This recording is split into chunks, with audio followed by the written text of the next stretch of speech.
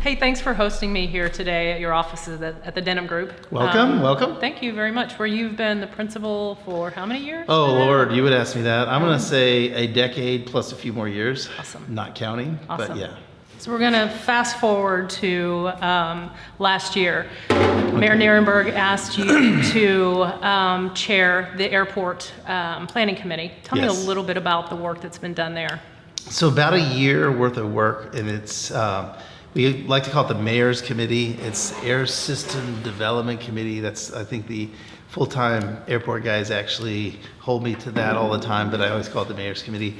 But really what it was to articulate the needs of the community in the form of the airport. Really to, as I like to say, is take an asset that we kind of just assume is there and make it a higher priority in the public policy realm.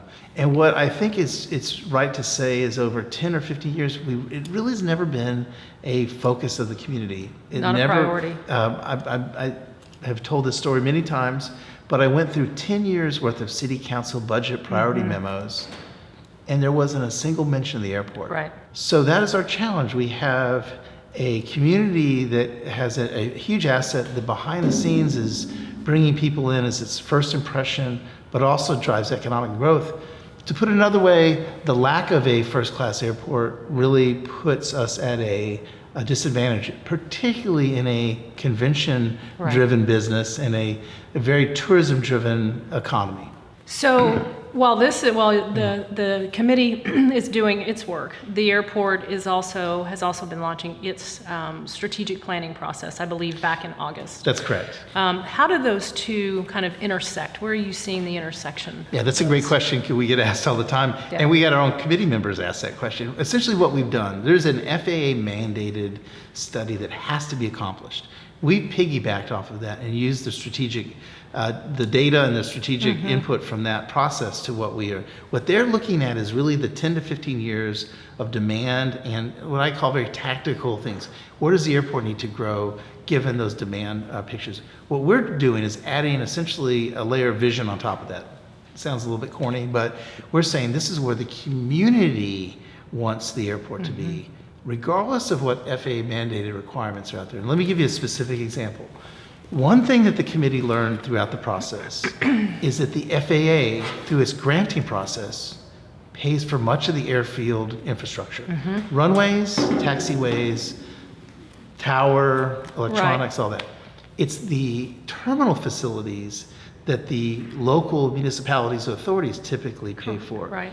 That's the area that if you're actually answering the FAA mandated requirements, that doesn't really come out as much as the other aspects of capacity. And one of the other things we found out in this process is that the FAA has some pretty strong pain points in its network of airports.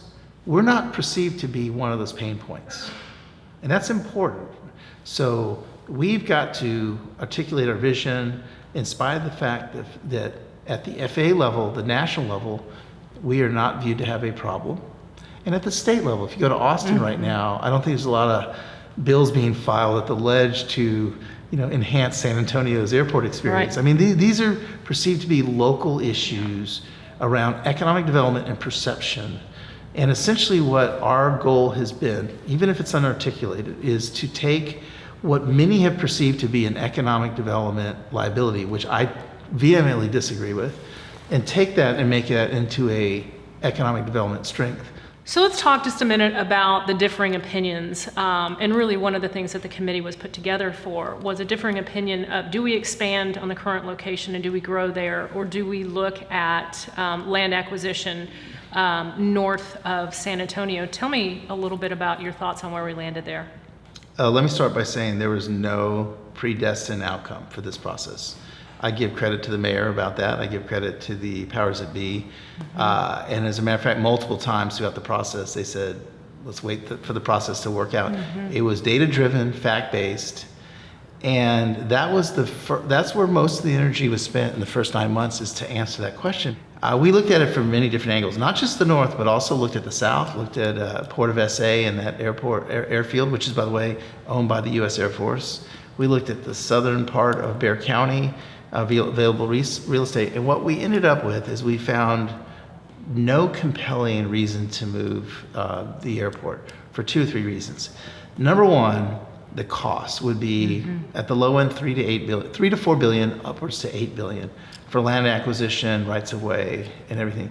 And if you assume north, and you look at the north part of Bexar County, find me via Google Earth a swath of land that's large enough to fit a new airport. You can't. It doesn't exist. If you go south of here, what we found out that you would actually be running away from many of your new passengers in the Austin-San Antonio corridor. Right. And so in a weird way, you would drive them to Bergstrom. Right. If you let's just say you found thousands of acres of free real estate in the northeast part of Bexar County, which I argue doesn't exist. If you found them, in a weird way, if you move the airport closer, the airlines might actually view Austin and San Antonio as a unified market and service the market out of Bergstrom and not San Antonio, which is another thing we learned in the process was whether we like it or not, our passengers and the airlines view San Antonio, Austin as a unified market. And so we viewed everything through that competitive lens. We didn't find a compelling reason to move the airport. The other thing is, if you look at the real estate to the right of Terminal A, to the right of Terminal B, we have lots of, we do have lots of real estate on the tarmac, and we have options with a second runway for a parallel dependent runway, which is near, and some potential for a parallel independent runway with some land acquisition costs. Thank you so much for joining us here today on The Point, but also thanks for your commitment to helping drive the conversation around transportation and around the airport. I know you've been instrumental as a committee chair and working with the entire working group, so thanks for your efforts there. We appreciate it. You're welcome, and I much. think we just started. We Yeah. have so much more work to do. And what motivates the committee, what motivates the team is that we have an opportunity to really put a long-term imprint on this airport. And that's why we are motivated to do what we do. Thank you. Thank you. All right.